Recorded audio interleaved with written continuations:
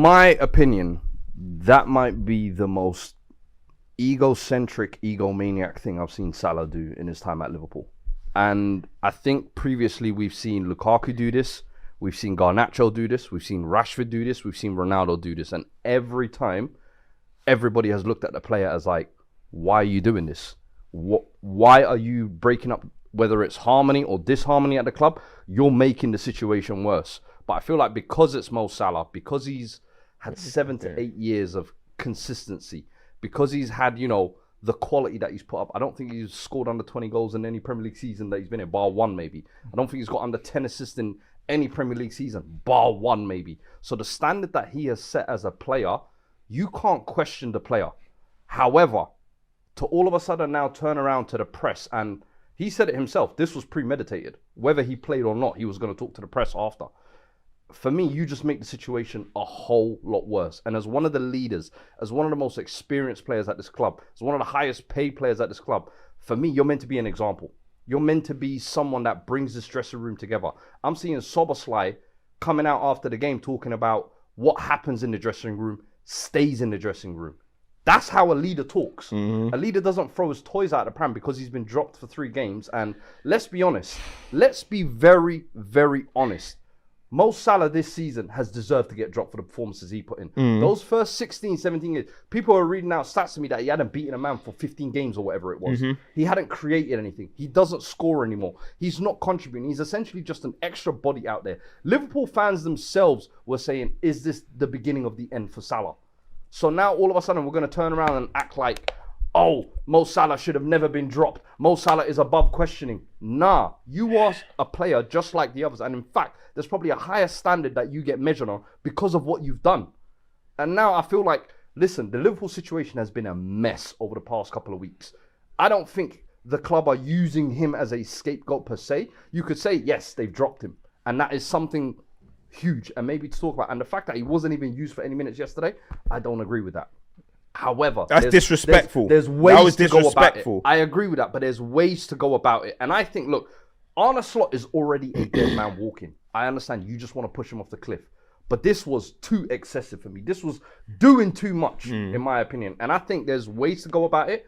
And real leaders, real kind of guys who want to bring the dressing room together, don't do that. This is now Mo Salah basically looking after Mo Salah. He's not looking out for the club. He's not looking out for what's better for the bigger picture. And I'm sorry, I can't, take his side in this because I'm like, if you come back in the side now, you better drop the exact same type of form you were dropping last season.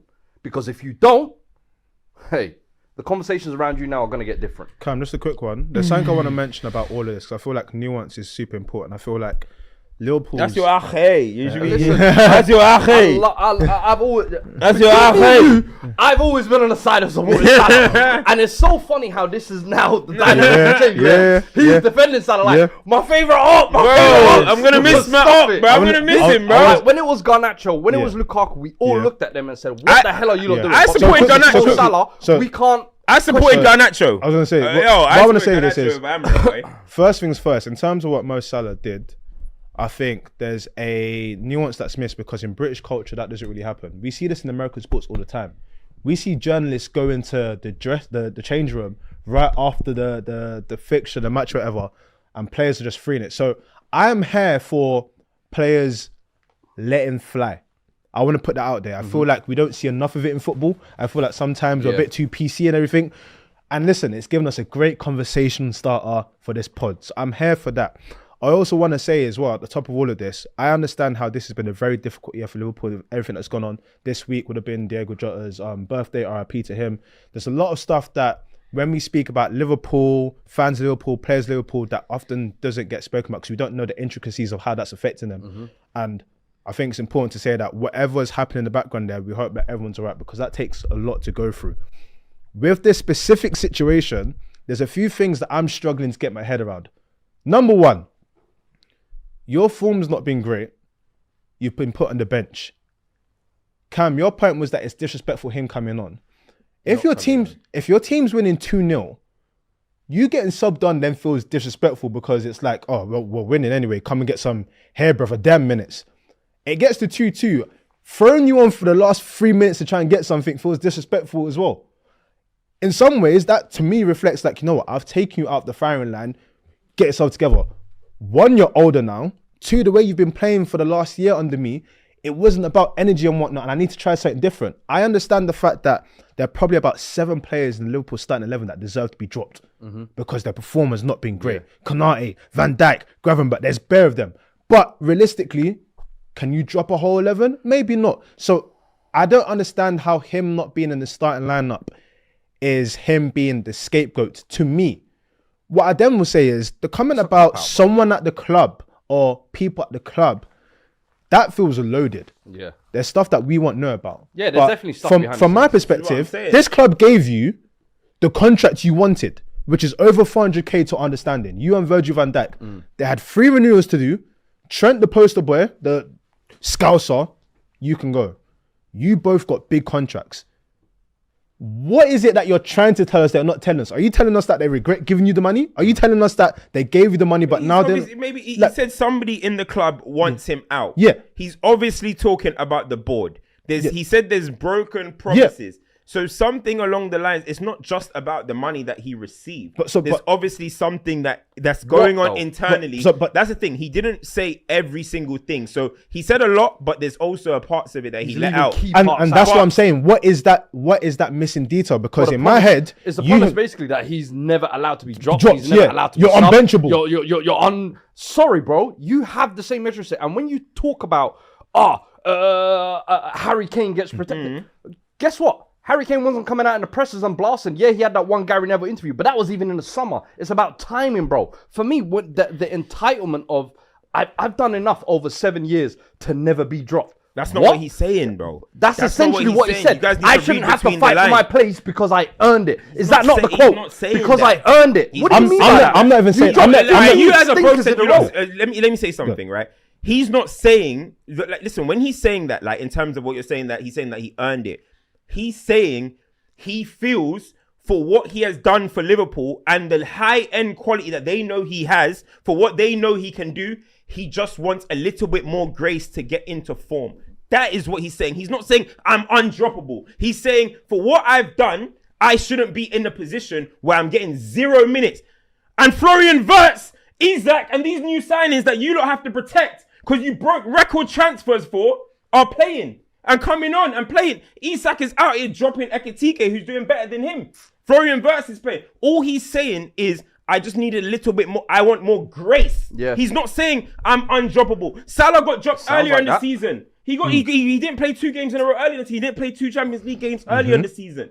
He's just saying, for what he has done, and for just coming up, the reigning player of the year, the reigning golden boot holder, the reigning assist holder. You're not playing it. I know, he's just saying, he thinks he needed a bit more grace. And I'm sorry, hold on. Games, remember, 15 no, we're 20 games in now. Remember what he said though. He said my relationship with Slot is gone. Yeah. So obviously there's been a communication breakdown between them, right?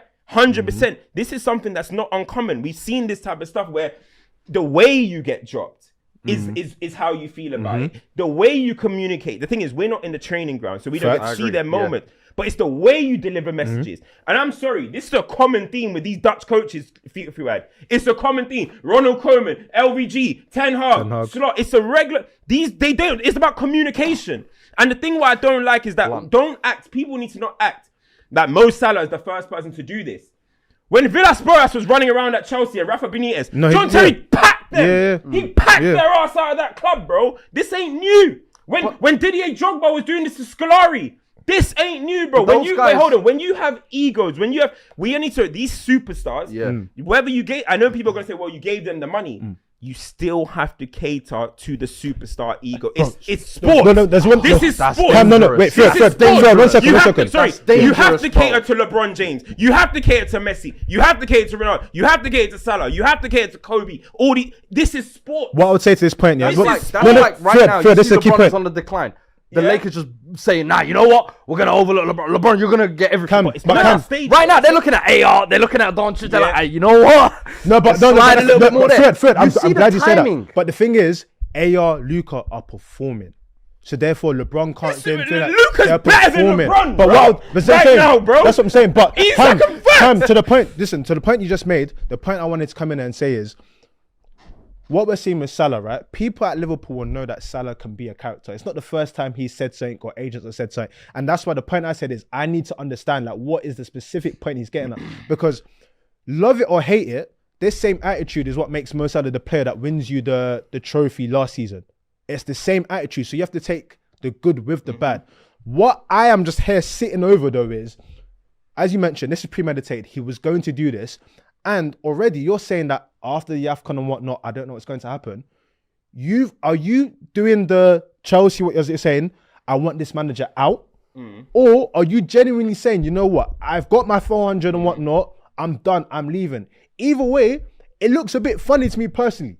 But let me tell you something. If you look at both scenarios look funny to me. Van Dijk has said a few subliminals this season as well, right? I agree. But if you look at Salah, if you look at Salah, this season, first thing they asked him at the start of the season, have Liverpool improved? He said no. No, we haven't improved, right? Second thing they asked him at the PFA Player of the Year awards, are Liverpool favourites? He said no. Arsenal are favourites. I don't think Salah was rocking with this summer in general, bro. This little galactic. Because it's moving beyond him. I don't think that they're signing players where they're planning for the next 5-7 years. I don't think the experienced players of the club, Van Dijk, Salah, and I don't think they liked how Liverpool packed up Diaz, packed up Nunes, and got rid of a title-winning squad and tried to replace them with superstars. I don't think from the start of the season, these experienced players at Liverpool have been... So I'm saying... These performances have been intentional. I'm saying... I don't know. I'm just saying I think it's an accumulation. From the inside. I'm saying I think it's an accumulation of what... Like, I don't think it's like, oh, I'm straight away, I'm on the bench and I'm going to say this. I think it's accumulation. And also, obviously, Liverpool are having a really bad season. He's probably looking at things and thinking, wow, I can't be given this level of just a little bit of grace. That's how I think he's looking at it. What does grace look like in this situation, okay? And then wait, hold on. And then you got to remember, he's talking about members of the club. I think Slot, he said his thing about Slot. Me and him ain't got a relationship. I don't know what's happened. But then when he's talking about somebody in the club wants me out, he could only be talking about either John Henry, Richard Hughes, or Michael Edwards. I want to give my opinion on this very quickly. I feel like what he's doing here is he's taking advantage of an unstable situation. He can see the manager right now. Let's be honest, even Liverpool fans. He's on his last leg. Die-hard Slot. What's my man? That was is it Immortal Cop who was doing the penitentiary? Arnold Slot. Even he come out this morning and said, "I'm Slot out." Like no one's on Slot's side at the moment. So every Liverpool fan, no matter what Salah says, facts, because he is the guy who has been there and done it for us. So I understand why everybody's taking his side, but in reality, he is not doing Liverpool fans. Liverpool fans are on him. Liverpool fans are on him. It's very 50-50 for me. The point I was going to make was the media. I don't think he's helping the situation. I don't think he's helping the club. All he's doing with this statement is looking out for himself. Let me tell you why. And I think that's nasty work. 100%. As one of the leaders and one of the highest paid players, I think that's nasty. I'll tell you. I want to make the point on the thing you mentioned about the member, someone in Liverpool. Because I've stood on this hill for so long. I've said that the way FSG approached their business at the end of last season, when it was like those contracts going up and the investment, told me that they've not... I gave the Chelsea example, because you're speaking about Chelsea, right? When you get to a certain age, love you or not, you're gone. What they've built now is, you've given two of your most experienced pros, your trusted lieutenants, 400k a week. Cool. These guys are thinking that I'm going to be here for a while. The change you're making are probably not aligned with what they're saying. As you mentioned, we don't like how you got everyone out of here. Now you've got a situation similar to what you said about Lenny Yoro. We paid money for you, so you got to play big man. Bro, it's like, I paid a transfer record for you, you've got to play. Verts, I paid a transfer record for you, you've got to play. Who's going to be at the expense of that? Salah, you got to be grateful. I gave you 400 racks. So that's the situation that they created that no one's talking about. FSG created this issue. But that's what I said. They created this.